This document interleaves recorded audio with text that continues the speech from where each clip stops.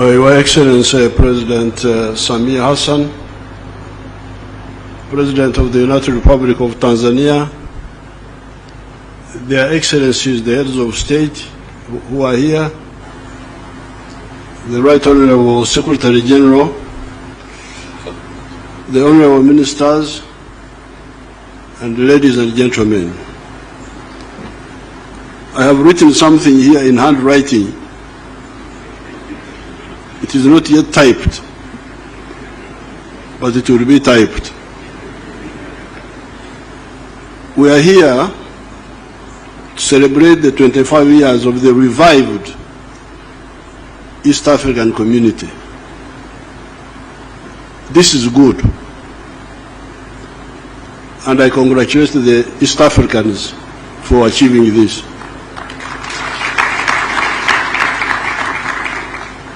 However, I propose that we also celebrate the more than 1,000 years of trade connectedness of this area.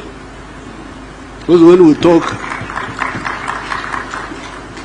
talk of, I was actually thinking what to tell you people, but then God told me that I should tell you this.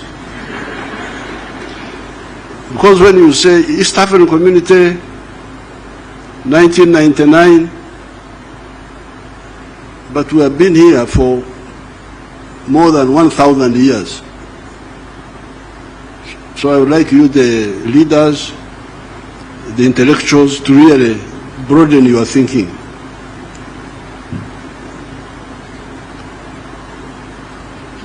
Now I have used the word trade connectedness of this area. Mark those words. Trade connectedness of this area. The area of the East African coast, Pwani, the Savannah land of central Tanzania, and the Great Lakes. These areas have been connected trade-wise for more than 1,000 years. How do we know the connectedness in a trade of these areas? How do we know? What evidence do I have? There are earthworks, trenches in the Zimbabwe district of Uganda, known as Mutembei. There were ancient earthworks like fortifications in Uganda. They are called Mutembei. Those earthworks were built by the dynasty of the Makwiny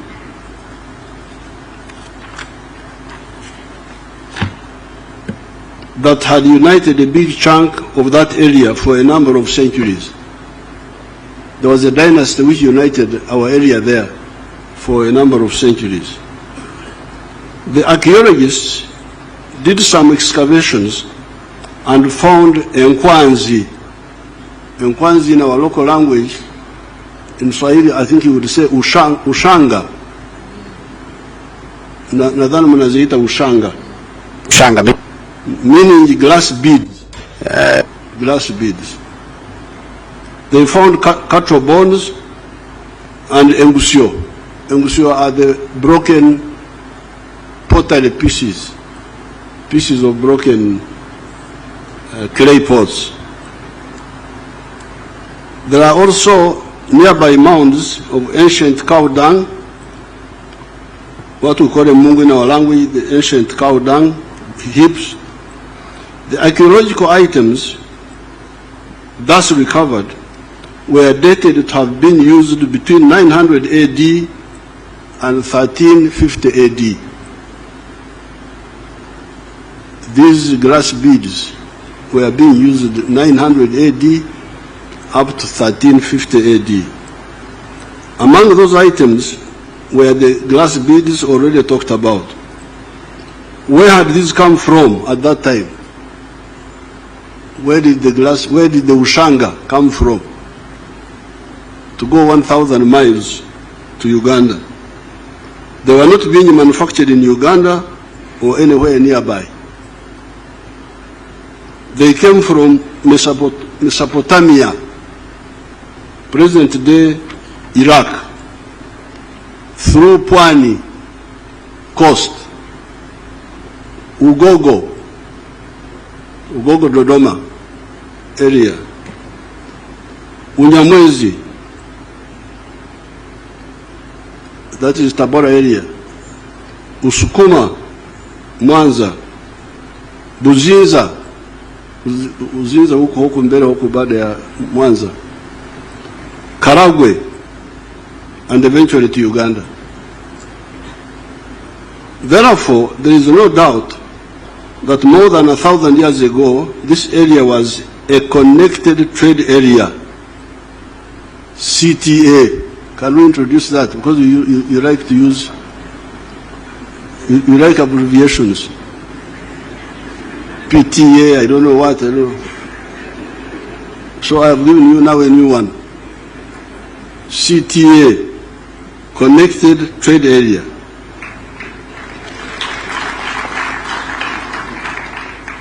Mark you, Your Excellencies, I'm not using the words free trade area.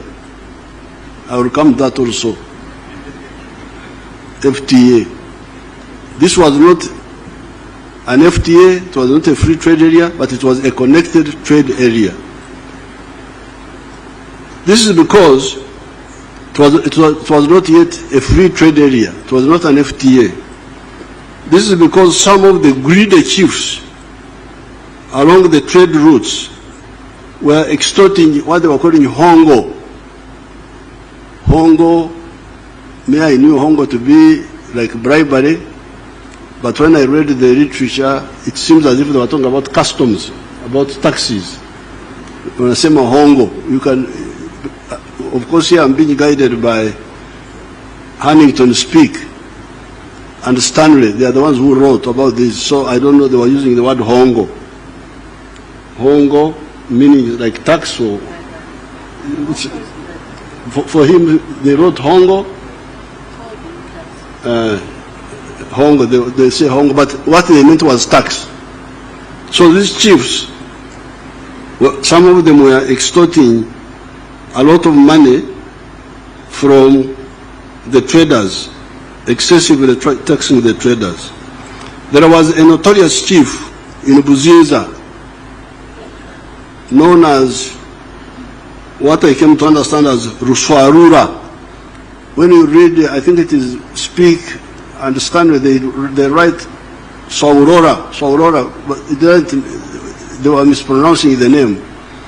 But when I asked one of the Iyara members from Buzinza, there was an old man in the past, he told me that the name of this chief was Ruswarura of the Buzinza, was very famous for extorting money, extorting gifts from traders.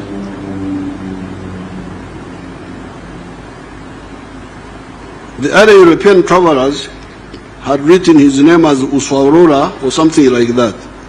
He would extort a lot of what they were calling hongo, that's what they wrote, the Stanley or Speak, one of them, from the traders.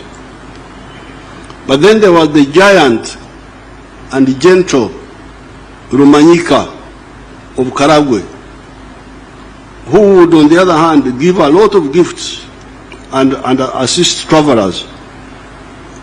Rumanyika was very generous to the traders and to the travelers. Speak and Stanley wrote with a lot of praises about Rumanyika, the king of Karagwe. Therefore, our area was a connected trade area, but not a free trade area. Through Pwani, would get through coast. Pwani is coast. Through Pwani, would get Nkwanzi, glass beads, Emyenda, textiles, guns and gunpowder, etc. Out of the Congo forest, would get a miringa, that is brass or copper bracelets. They are called a miringa in our language. Engoro. Those are ivory bangles made out of ivory. In Yoweri, they are worn by women. They are iron coils worn on the legs by women. In fact, when Mwalimu's name first came in the news, 1950s, they were saying Yoweri. We said this is. We thought it meant that in our area, but later on we were told it meant something slightly different. Amoshe, giraffe hair neck wear. From Buhaya, from the Bukoba area, would get our area would get a toma, back cloth. From Bunyoro, would get umonyo, rock salt. Our ignorant chiefs kept that underutilization of our opportunities for all that time until the Europeans came and captured them. Because this area was connected trade-wise, but our chiefs never used it to consolidate it, so the Europeans came and captured the area.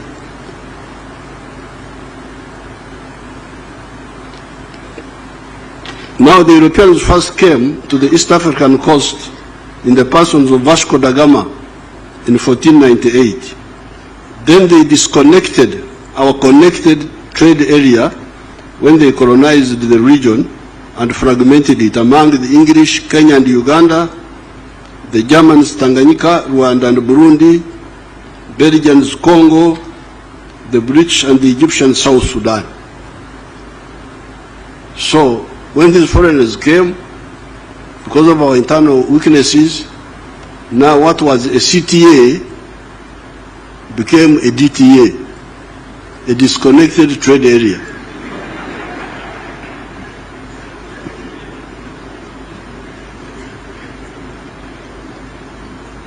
Thereafter, our CTA, connected trade area, became a DTA, disconnected trade area.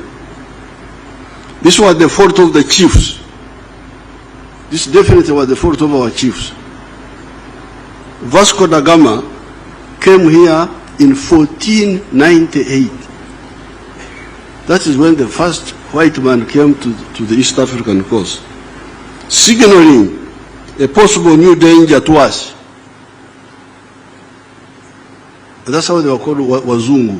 Because I think they were asked, what are you looking for? Tunazunguka.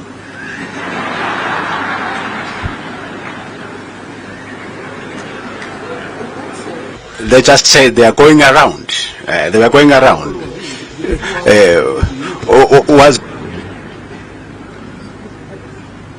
Now, Vasco da Gama came here in 1498. The Berlin Congress that partitioned Africa into colonies took place in 1884-85. This is a whole 386 years of our wonderful chiefs watching the danger coming and doing nothing about it.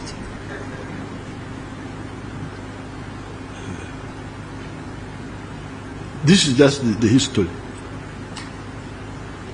It is therefore most commendable that our leaders, Mzee Jomo Kenyatta, Mwalimu Julius Nyerere, and Dr. Bote, as soon as we got out of the nightmare of colonialism, took the bold step of the decision to form the Political Federation of East Africa on the 3rd of June 1963, which is what my daughter, the Secretary General, was talking about.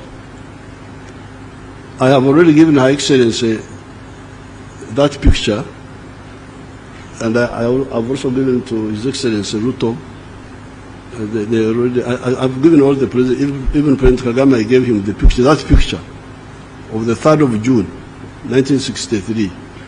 But now I have some copies I want to give to Secretary General again, and to Yara, and to Secretariat. I think, I don't know whether they are the same secretaries. And then to the East African Council, Trade Council. Are there traders here? Oh, okay. Bring my pictures. I have already given those pictures to their excellencies, the presidents. Unfortunately, some actors let us down and did not follow up that decision of forming the political federation in 1963. Picture zangu nyinyi waheshimiwa. I am glad Tanganyika and Zanzibar moved ahead and formed Tanzania, that has played a very unique role in the liberation of Southern Africa, as well as the fight against Idi Amin in Uganda. Because remember, muungano wa Tanganyika na Zanzibar was 1964. That was after Mwalimu and Mzee Karume noticed the hesitation by Obote and Kenyatta. That's how Mwalimu and Sheikh Abedi Karume said, wacha tuende mbele sisi. Because in the 1963 meeting, Zanzibaris were not yet independent. I don't think Zanzibar was independent by 1963. Even Kenya was not yet independent, but they were coming to independence. I think Zanzibar got independence in 64. Revolution is 64. And independence was 63. 63. Independence. Oh, okay. When we didn't want that independence, we did revolution. Oh, okay. So when Mr. Obote and Mzee Kenyatta hesitated, Tanganyika and Zanzibar went ahead and formed the United Republic of Tanzania.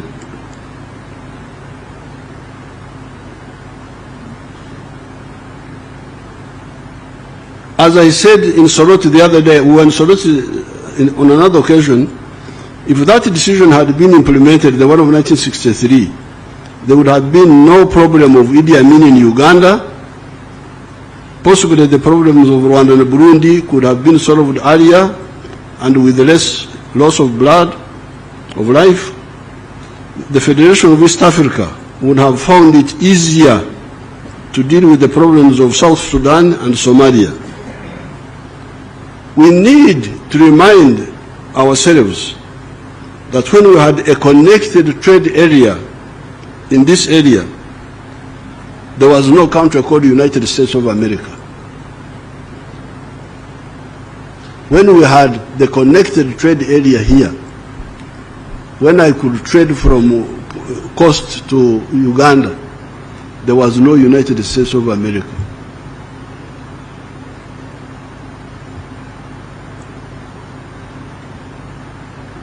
What do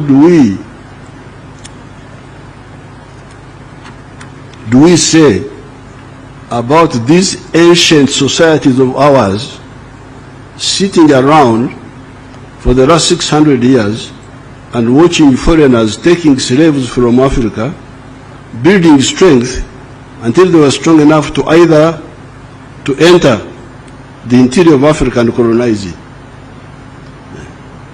What do we say? Anyway, when we had opportunity to play a role, we did the necessary. Working with Mzee Arap Moi and Ndugu Ben Mkapa, we restored the EAC. It has moved forward. However, there are still obstacles that stunt the growth of these economies. Take the issue of banning products or unlicensing them so that they do not enter the other member states. You hear people saying that country X has a bumper crop this year, and will therefore not allow products from the other countries to enter that market. What then happens is that producers of that product migrate to other enterprises and forget about the unlicensed product.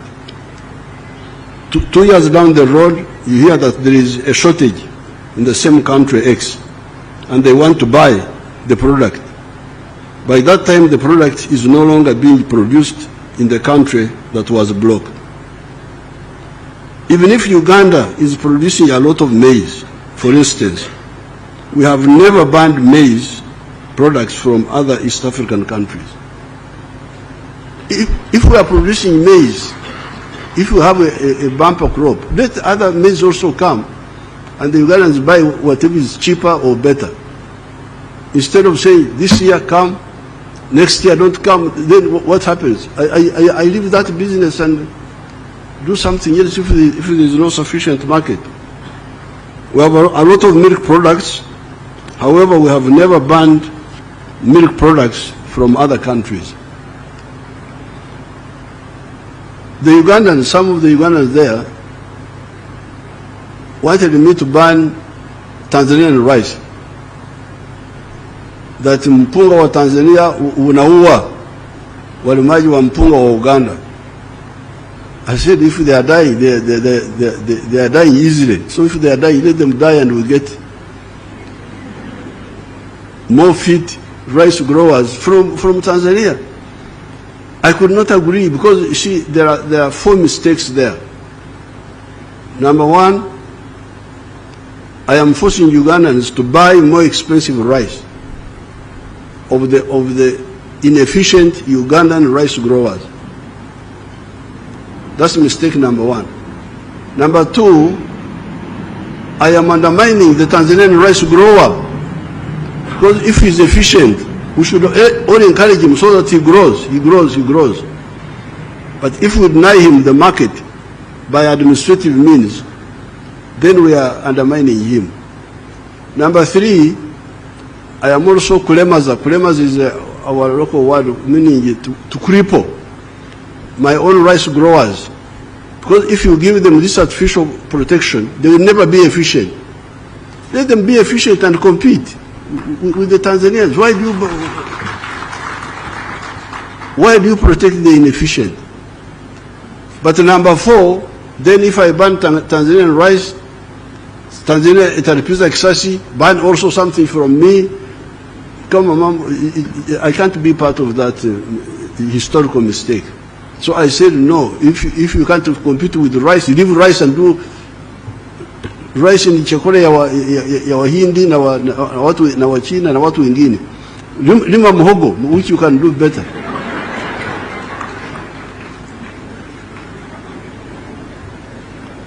I'm glad that Mzee Moi and Mzee Mkapa worked with me to reconnect the markets of this area.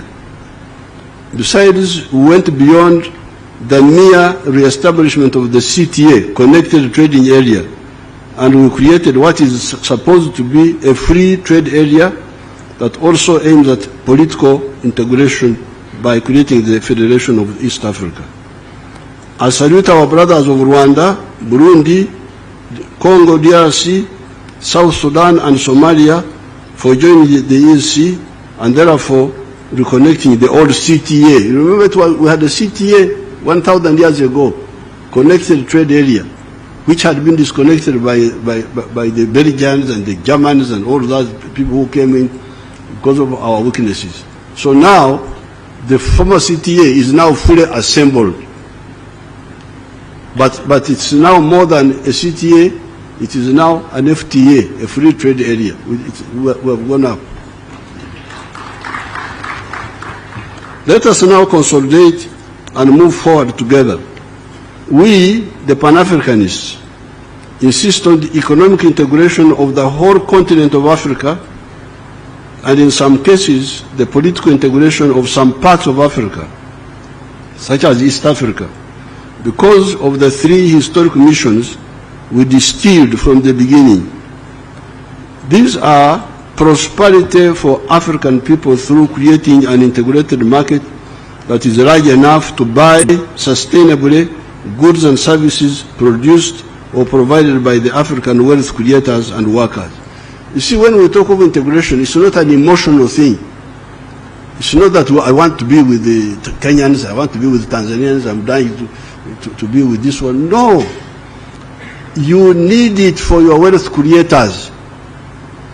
If your wealth creators produce a good or a service, who will buy that good and service sustainably and on a big scale?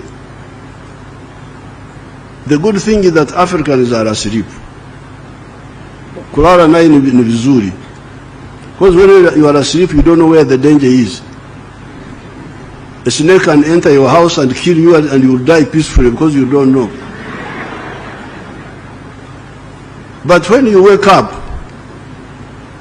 and you, like the Ugandans used to be very tribalistic. Tribalism, religion, Catholics, Protestants, Muslims. Now, when we have been fighting with them, they are woken up a bit now. So they produce a lot of milk. The internal market is not enough. The maize, the internal market is not enough. So if the Africans wake up, then they will be able to see the blindness. If the internal market of Uganda is not enough, if the internal market, I can see Tanzanians are now beginning to sell things into Uganda, beans and so on. So now the question is, where do they sell these products? Because there are examples in the world, like United States and Latin America. Latin America has got more Maria City, more natural resources. Mito, Misitu, Madini. Latin America is very rich. I think it could be richer than the United States in terms of natural resources. But you see the poverty in Latin America. What is the problem? Wako na mali asili ya ajabu, lakini ni maskini ajabu. What is the problem? Because of the way they are organized. You cannot succeed to do business in many of the Latin American countries. I think one of the reasons, that's why I heard that you had high-level experts and so on. These high-level experts could tell us, why is it that Latin America is in misery and the United States is very prosperous? Could it be because of the connected market of America, of the USA? The fact that the founders of the USA created a big space for wealth creators. If I produce a good or a service, I have got enough buyers to buy it, and I can expand and produce more. Could it be that? Let's get an answer from the experts. So, reason number one why we support Pan-Africanism is that it will solve the problem of prosperity for our people by creating a big market for them where they can sell what they produce without limit. Now the second one is that strategic security, to guard us against all threats from wherever. You hear that the Americans have gone to the moon. The Chinese have gone to the moon. The Russians have gone to the moon. Recently, the Indians went to the moon. The Africans are here.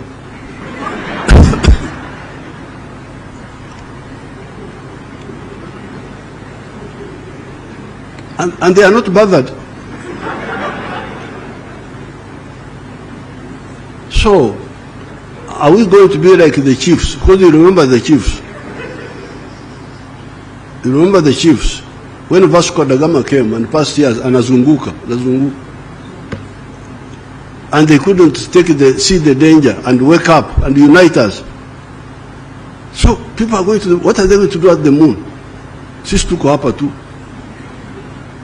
Wako huko juu wanatuangalia kama kama vidudu vile vinakula sukari. This is very dangerous. I'm glad you invited me. So that I tell you, because you are the ones who invited me.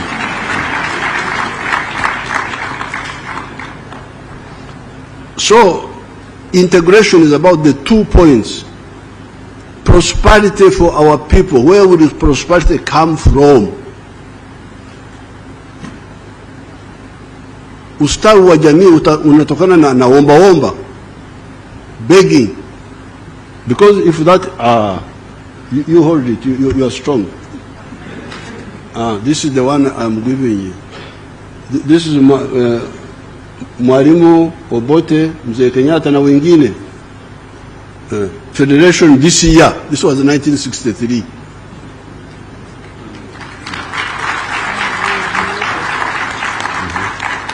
So one is for you again. The other one is for Iyala. The other one is for somebody else. You take them. So the strategic security is very dangerous. When you hear people going to the moon and we are here, Uganda is developing. Uganda will become, even Tanzania has joined Kenya joined the middle income status some time ago. Tanzania has joined. We also have joined, although they have not declared us. We are waiting for the headmaster to declare, I don't know.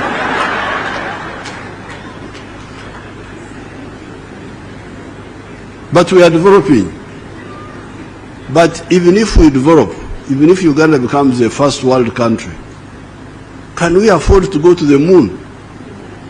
Can we afford? Why hasn't UK gone to the moon? They are here with us.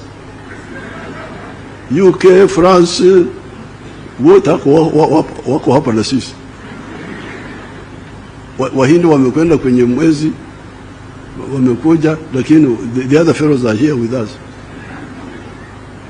So there is something about size. You need size to be able to do certain things.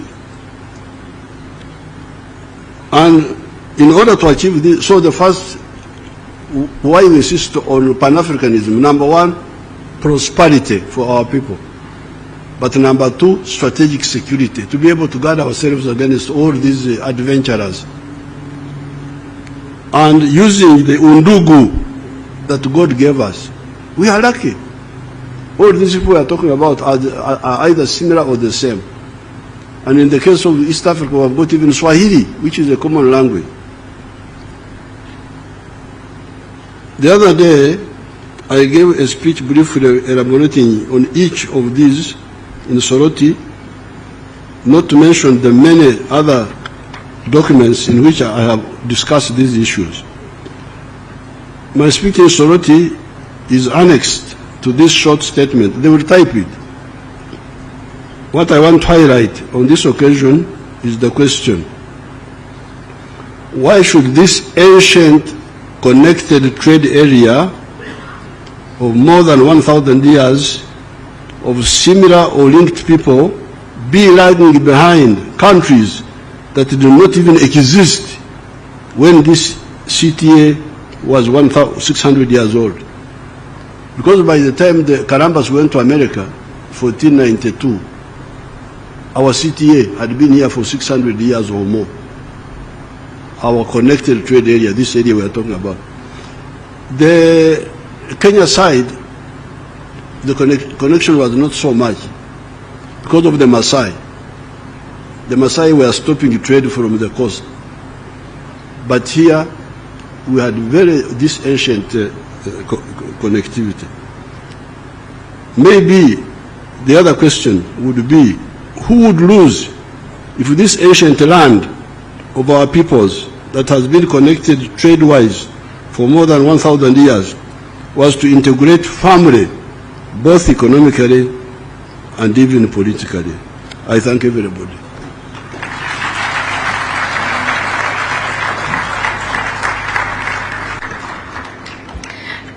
Thank you very much, Your Excellency, for those words of wisdom. You are indeed a walking encyclopedia of history, and we really thank you for your wisdom. We